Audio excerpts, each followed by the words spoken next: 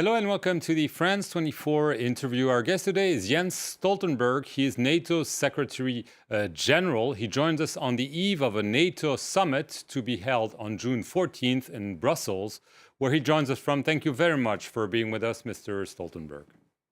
Thank you so much for having me on. Well, this is an important summit. It will be the first one attended by the US President Joe Biden. One big item on the agenda will be Afghanistan.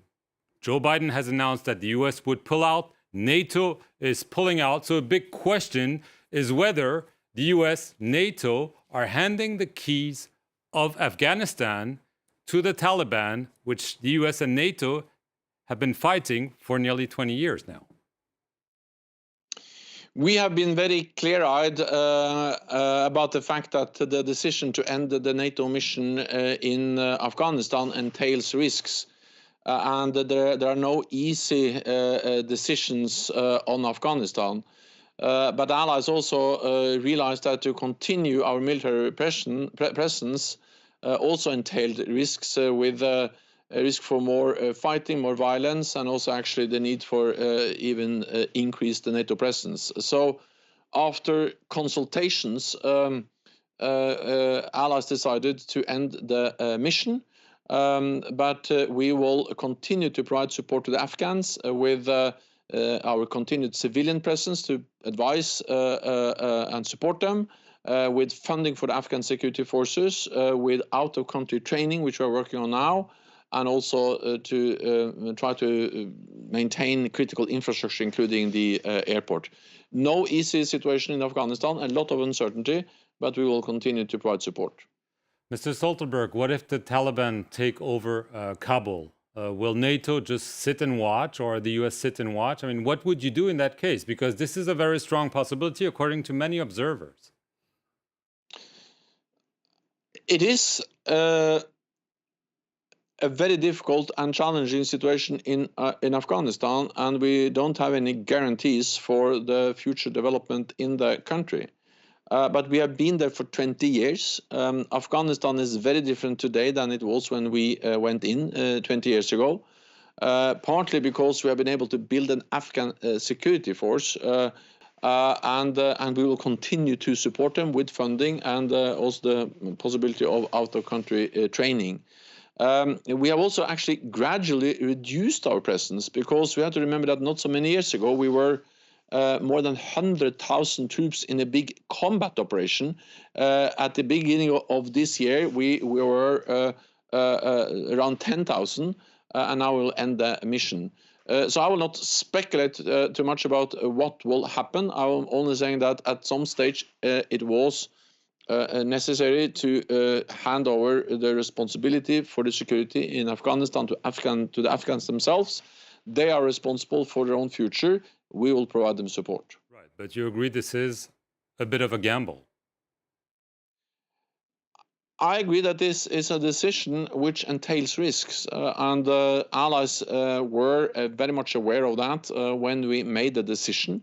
The US consulted with NATO allies. We had actually 3 ministerial meetings and many meetings at the ambassadorial level before we made the decision. And when we made the decision, there were no illusion about the difficulties, the risks. I of course also appreciate the French contributions to our presence in Afghanistan over several years, but France ended its presence in Afghanistan several years ago. So allies have now agreed to all end their presence in Afghanistan, but their military presence, but continue to provide support in other ways. Turkey has offered to guard and run Kabul's airport after the withdrawal. I mean, I imagine this will be discussed during the NATO summit. Do you believe this is a good initiative that could help maybe ward off the possible consequences of the NATO withdrawal? I think it is extremely important that NATO and NATO allies are now working on how can we maintain some important critical infrastructure, including the airport. And Turkey is now working on that, consulting with other NATO allies. NATO is looking into how we can provide support to the running of an international airport in Kabul. And I know that this will be discussed among NATO leaders when they meet in Brussels on Monday. To maintain an international airport is important for NATO allies to maintain our civilian presence, our diplomatic presence, but it's also important for the whole international community. Including, for instance, for the European Union to continue to provide civilian support and development aid to Afghanistan. So we are now really working on how can we maintain an international airport with support from NATO allies and NATO as a key, a critical part of the enablement of continued civilian support to Afghanistan. France has just announced that it would end its military operation in its current form in the Sahel area. And it said it would now rely more on its partners, the European partners, the US partners. I don't know about NATO, but I imagine you must be looking at this carefully because although it might not be in NATO's purview, it's in NATO's neighborhood. It's absolutely NATO's neighborhood, and I have seen the media reports. We were also briefly briefed by the French ambassador this morning, and of course it matters for our security. So the French decision is something we have seen, and as you know, NATO is not in that part of Africa. And France has together, but the French presence has been supported by some NATO allies, including the United States. Right. But has France asked for NATO support in the future in this region or not? There has been no request for any NATO mission in this region from France. But at the same time, we are working with, for instance, Mauritania and the G5 Sahel, and we have sent some NATO experts to Mauritania looking into how we can provide at least some support. But NATO is not part of, NATO as an institution is not part of the French presence in Sahel for different reasons, but also because there has been no request for a NATO mission there. Are you worried about the deteriorating security situation in that area? It is of great concern that we see terrorists, we see instability, we see violence, and France has played an important role in that region, supported by different NATO allies, including the United States.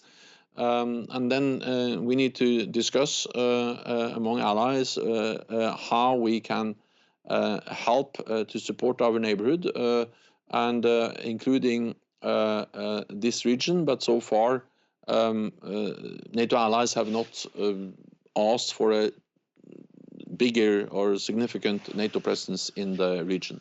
Right. Obviously, Russia has been a big issue for NATO. I imagine it will be on the menu during this summit. Is Russia a direct threat to NATO or more of a nuisance? So we see the aggressive actions of Russia. We have seen it in Georgia, we've seen it in Ukraine. We have also seen Russian attempts to interfere in our democratic processes, and this is the reason why NATO has implemented the biggest reinforcement to our collective defense since the end of the Cold War, with increased deployments of combat-ready battle groups in the eastern part of the alliance, with high readiness of our forces, and increased defense spending to send a clear message that we are ready to defend all allies against any threat. At the same time, we believe in dialogue with Russia because Russia is our neighbor, and we need to strive for a better relationship with Russia. And even without the better relationship, we need to manage a difficult relationship, including addressing issues like arms control. Right. Mr. Stoltenberg, as I said, Joe Biden is there. This must be a relief for you after Donald Trump said NATO was obsolete, had threatened to leave it. In retrospect, did you fear at some point that the US under Donald Trump would essentially kill NATO or make it irrelevant? First of all, I would like to welcome the fact that we have a president of the United States now, Joe Biden, who is so committed to the transatlantic bond, the cooperation between North America and Europe in NATO. And I met President Biden on Monday, and he conveyed that very clear message. And not only that, but he also made it clear that the United States is ready to invest more in NATO, in European security. And I'm very confident that when all NATO leaders meet on Monday, the European allies will be ready to be part of that strengthening of NATO, which is the cornerstone for our security. Then I think what we have learned over the last years is that strong multilateral institutions like NATO are important to also weather different political storms and different political views among leaders. The institution NATO goes beyond individual leaders, and that's what we have seen over the last years. When it comes to the United States, it is a very strong bipartisan support, both from Democrats and from Republicans, to NATO, and that has been the case over many years, including the last 4 years under the Trump administration. So at institutionalized cooperation, North America and Europe and NATO is strong and very robust, and we have seen that over the last years. Jens Stoltenberg, I want to thank you very much for being with us here on the France 24 interview from Brussels, just on the eve of the NATO summit, and thank you for watching it.